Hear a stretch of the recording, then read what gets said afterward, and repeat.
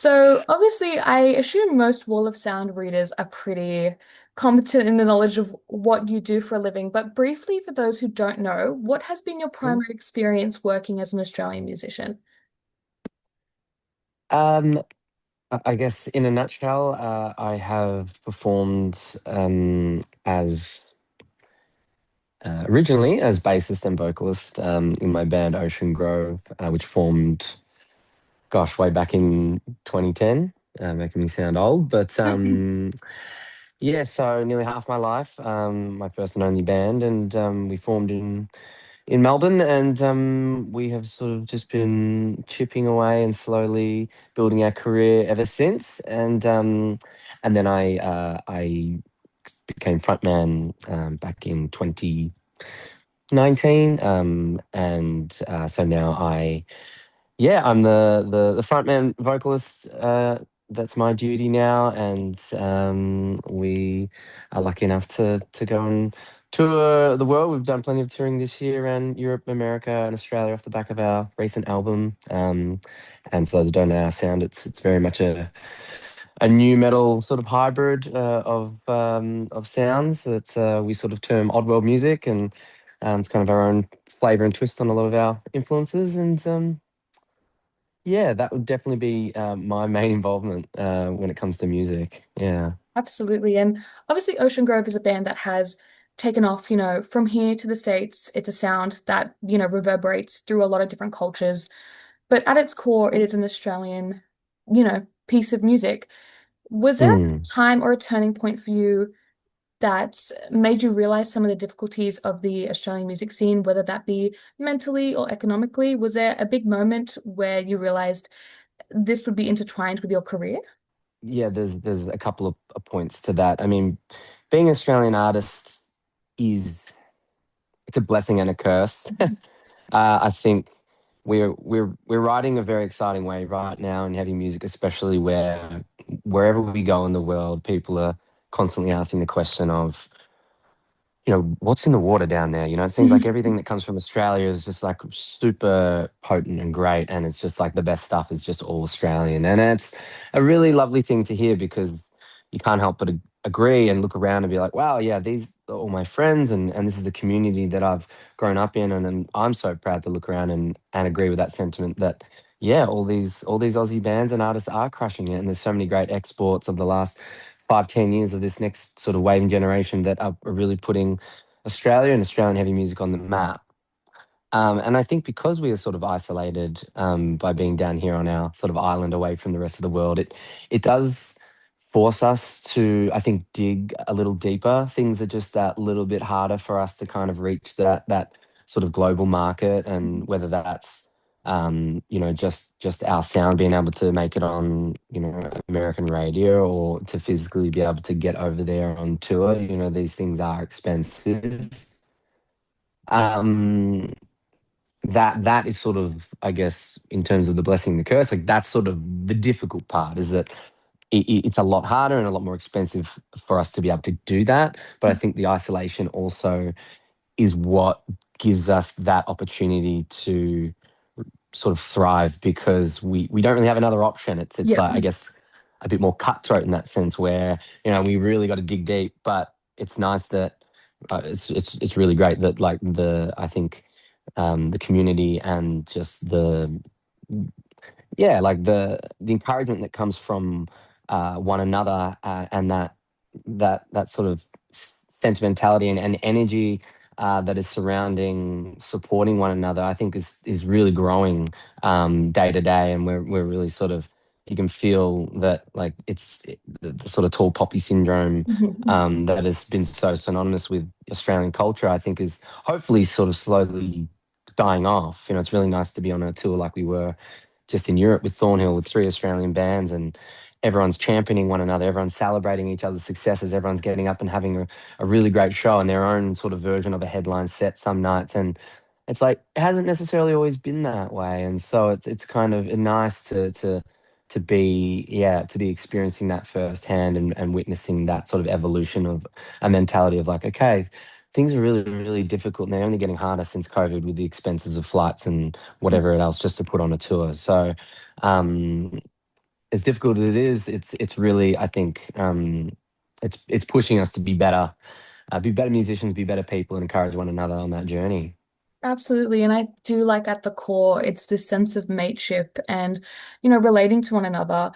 In some of the emails that were sent across to me before we had this chat and a few resources, I actually found out a lot more about support acts that I wasn't aware of before, like, such as like the hotlines available to artists and some more of the help you Mm, do.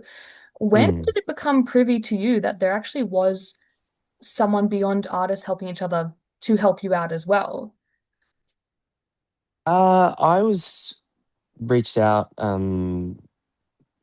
quite a few years ago. It was kind of, I think, sort of around the beginning of the pandemic. Mhm. Um, and I had been aware for a couple of years about Oz Music T-shirt Day, which is Support Act's largest fundraising day of the calendar year, and kind of been aware of that for a couple of years, and then Support Act had actually reached out to see if I would like to be an ambassador for Oz Music T-shirt Day a few years ago. To which um, at that point, that was my sort of a moment of kind of taking a closer step in and really understanding like, oh, this is an amazing resource and organization that not every country and not every scene in the world is fortunate enough to have that sort of um that safety net that is so crucial, especially at a time right now where everything is um just super temperamental, and it's so unpredictable, having just gone through the unpredictability of a pandemic, and just the uncertainties that come with just day-to-day life being a musician. You just don't know maybe when your next gig is going to come, and whether that paycheck is going to come, and just all these things that are just kind of growing stresses. It's amazing to have this charity and support act, and so that was my entry point, becoming an ambassador for Oz Music T-shirt Day, and sort of using that as a platform to sort of voice and sort of spread this message of why something like a support act is so crucial to our community. Um, and from there, I've been an ambassador sort of every year since, and it's only just become sort of more and more entwined with my story and my life, because they've sort of also been there to support me through my own sort of difficulties. So um, yeah. And obviously, through all this difficulty and turmoil, it has flourished into something beautiful in the form of the festival. Is it now making its third year in a row? Yes, Okay. yes, yes. So it's third year this year. Now, for you, what goes into picking the artists that are going to be making an appearance? Um, yeah, that's a great question. I guess it's for me, it really comes down to like an enthusiasm and a passion for what the show is about. This isn't a show that's I think it's what makes Fully Amped so unique, is that it's sort of one show of the year that doesn't focus on someone's album launch, or it's not someone's headliner. It's not a focus on anyone's particular spotlight or sort of moment. It's a chance for us all to kind of take a step back from that for a moment and actually focus on something a bit bigger than any individual, a bit bigger than ourselves, and that being sort of the scene and the community, and these topics of mental health and the conversations around that are vital. And it's important for us to gather and celebrate the Australian scene, but also talk about these really important topics. And that's why I think a live show and a gathering like this, I felt was so important, and I felt so inspired to sort of to start, a few years ago. And so the way I go about choosing acts is it helps that they're friends. So it's like friends and family is always obviously a very good starting point. Um, but that's not to disclude those that I haven't met yet. And there's been many bands that have already played Fully Ant that I've met through the process of them playing, and now now they're sort of become friends and see them on the street or see them at a show, and it's like we're now forever more connected because of that. But as I said, I think the main factor for me is if I approach certain acts that I think will sort of fit the criteria. If they're coming to me with a like a yes can do, I would love to be part of it, sort of passionate um, attitude, I think that really speaks volumes. And for me, that's a lot more important than, say, just the hot topic of the week, or Mhm. the band that's just going to pull tickets, but isn't necessarily really representative of what this show is kind of standing for. And um, I think what's been really cool about these shows is that everyone, without me really having to say anything, everyone takes their moment on stage to voice something that that they are standing for and that they're passionate about. And that doesn't even necessarily need to relate back to support act or mental health in general. It could be anything. But I find that in this process of um, like selecting these artists, when I know that they grasp the idea of what I'm doing, I have a trust to know that, well, no matter what they stand for, it all kind of comes back to this central point. And that's been really reassuring. So that's kind of been my compass needle and my guide, is sort of like, well, as long as there's that passion from that end, and they're really like, about it, and it's not just about the money or just about, just another show. I think that's again what makes sort of this show unique, is that it's the selection process is a little different to usual. Yeah, and that's quite an eye-opening sentiment to share because obviously this kind of feeling from the crowd, I assume, permeates backstage. Like there's a chance for you all to relate in a similar way behind stage. Like I know at every other show, you're always having these feelings of, it's performing, it's getting out there, it's doing our best. But I feel like at a show like this, is it more so like, look at how we're coming together and fostering community? Like we're all doing this with the same intention in mind. And I think that's a really, yeah, beautiful thing. Yeah, yeah, no, fully. It is. That's one of the best parts about the show, and it's the reason that it encourages me to put it on again each year. Is that the feeling in the room and the connectedness and the warmth and the love that is being shared around the room is really infectious. And I think, going back on that point of, because it's not about anyone's particular show, and it feels very community driven, there is that sense in the room that, oh, everyone here is kind of here for that same reason. And it's really nice, sort of speaking to some of the artists from last year and hearing how, because with this selection process, I'm not basing it off one particular genre. I really sort of, I'm probably overly ambitious, but I like to be ambitious with trying to have as much a diverse lineup as possible, demographically, sonically, just trying to see how far can we kind of push this envelope of like really trying to get a nice cross spread of the great amount of, Aussie acts that we have in this country. And so there's a lot of bands and artists that come together on these shows that might not ever actually play shows together, because that crossover isn't normally a natural thing. Whether it's, Mhm. a punk band and an indie band, it just wouldn't normally work, other than being on, maybe on a festival. But Yeah. festival doesn't have that sort of very very close intimate setting as Fully Amped does. And so I've had ours sort of reflect with me, saying, since that show, we've remained in touch, and we sort of, yeah, we did relate to each other on topics outside of music. And we're now, we're doing cool things outside the realm of music. And I just sort of think, how cool is that? Like, it's actually, yeah, it's connected communities that might not have otherwise been connected, and it's kind of created new friendships. And that's the kind of thing that I'm super proud of. Absolutely. And I guess in the scope of that, besides the festival itself, you've had these conversations with so many people and how there's been almost a domino effect of this supporting Australian music culture. What has been the most heartwarming story of Australian musicians, joining together for a cause that you can recall? It can be this festival or it can be something else you've witnessed. Um, Gosh, that's a great question. I think.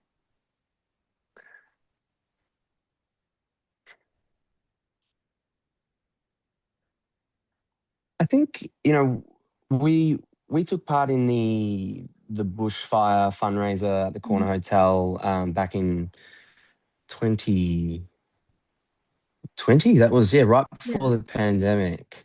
Um, and that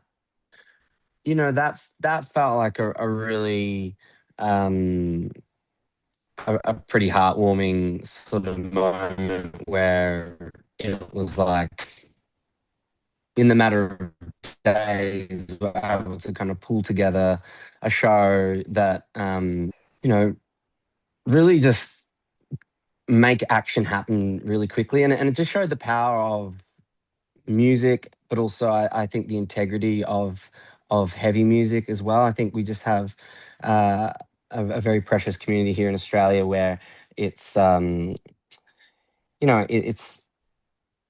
it's the one community I believe that uh, the other day we're at one of the shows and we are setting up merch. For instance, this is a bit of a tangent, but the bar staff were um, looking at the merch setup and in the boxes with the t-shirts and there wasn't really any cloth over the table to kind of like hide it away or whatever. And they're sort of looking at that being like, oh, is there going to be people sort of manning, the merch stands like all night? Because like it kind of looks like a bit of a five-finger discount type sort of situation. Like a bit concerned that maybe, some t-shirts are going to get pilfered and whatnot. And we're all sort of standing there being like, oh no, I think it'll be okay. Like people that come, it was so cool to look at one another. And I honestly said, I was like, honestly, in the 10 years that I've been doing this, and I'm normally manning the merch a lot of the time, like I can't recall a single occasion where, yes, it would be quite easy for someone to probably just grab a shirt and, make off with it. I can't recall a single occasion where that's actually happened. And that's sort of for me like really heartwarming to know that like in our scene, our community, and the sort of heavy world in general, there's just this understanding that like certain sort of a no dickhead policy. Yep. I would like to think, but that as far as I believe. That's just kind of how it is, and like we're all looking at each other, being like, "Yeah, that's not really the vibe of these shows. Like, people don't really do that." And I think that's a really cool thing to actually be able to truthfully say and believe. And so, um, I guess, yeah. Going back on what I was saying, it's like in a bigger sense that that fundraiser was a really good example of that. Like selling at a show and just seeing everyone come together, being like, yeah, like it's great. We're gonna raise a whole bunch of money, and really help out those that are doing it far worse in another part of the country that have been devastated by these fires. And so. There's many other examples I'm sure I could think of, but that's one that's come to mind. And yeah, obviously, Fully Amped is just I think it's just another iteration of wanting to capture that energy because it is so easy to um, kind of bottle up because I think people are there ready to and wanting to sort of be part of that action. Absolutely. And on the topic of t-shirts as well, funny that you mentioned it. Um, Obviously Oz Music T-shirt Day has gained so much exposure. It's becoming a primary force in the workplace to, show your pride a little bit. Um, Obviously there's some things that don't get as much exposure. As an artist to a fan, what are some of the main ways they can support Australian music that you've gained along the way? Uh, it's probably sounds like a broken record because it is unfortunately just the truth, but it really is buying that ticket to a local show of a band that you like and you're wanting to support, getting that ticket, even better, like bringing a mate along that hasn't maybe seen them or heard of them before, because when we're on tour, they're some of the best interactions because they're coming in maybe blind, having no idea or context of what it's going to be like, and they're coming up after the show having experienced it going, wow, like that blew my mind. I'm an immediate new fan. Like, let me buy a t-shirt, let me buy a CD, like whatever it might be. And you have that kind of instant conversion and real life sort of moment of like, yeah, changing someone's life, which is really cool. But that's a very direct way where like, yeah, just by bringing a friend, all of a sudden you could, and sometimes the case that friend that's been brought along becomes a bigger fan than the person that brought them to the show. And so that then has just a ripple effect, and that then coming to the very next tour that comes along, they're there and they've brought another friend, and So that's a really cool way to do it. Getting a ticket, bringing a friend to a show, buying merch, is obviously a massive one as well. And that's where I think Oz Music T-shirt Day is touching on that and reminding people that, that act of buying, a band T-shirt as you're, wearing yourself. It's a fantastic way and the most direct way and the best way to support an artist, especially when they're on tour. It's sort of the main lifeline and the make or break element of any tour for any up and coming artist nowadays. To be truthful, especially in the heavy world, it's like it's again like that's kind of a unique thing about our world is that like you rock up to some venues and there's three bands playing and the merch setup is like sometimes close to 20 designs up on the wall. Now they've never seen such a merch display. It's like almost like a little shop, and they're just like, oh, we used to just, maybe the headliner having one t-shirt and it's, that's kind of it and not really much else. And so merch is such an integral part to the heavy music scene and community and the the way that we can kind of keep doing what we're doing. So they're the major ones that cannot be denied. And I think, yeah, beyond that, there's obviously, yeah, ways of using social media and things like that that are obviously beneficial too. But no, they're no doubt the big ones. Absolutely. And yeah, you've got bands now that are making really cool shoes and, selling them all Mhm. the time. Yeah. Yeah, exactly. That's right. You can almost get Um, anything you want now. just like one final moment, and I guess that big break was a big drum roll moment. Who will you be repping for Oz Music T-shirt Day this year? Oh, that's a great question. I probably just because it's been um such a significant year tying myself or my story has been so significantly and our story has been so significantly tied with this band, and it's been such a massive year for them, having just won an aria, and all the touring that we've done this year. I was able to pick up a Thornhill shirt on one of the final dates of our Europe tour, and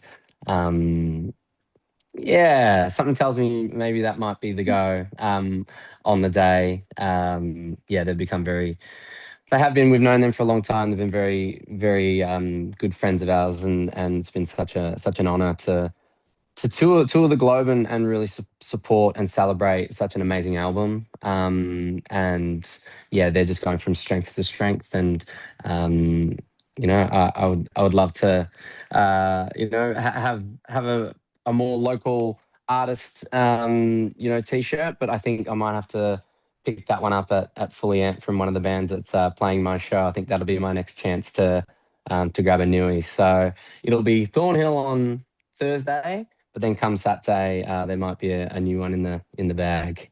Perfect. It sounds like a very stylish week for you. Yep. Yes.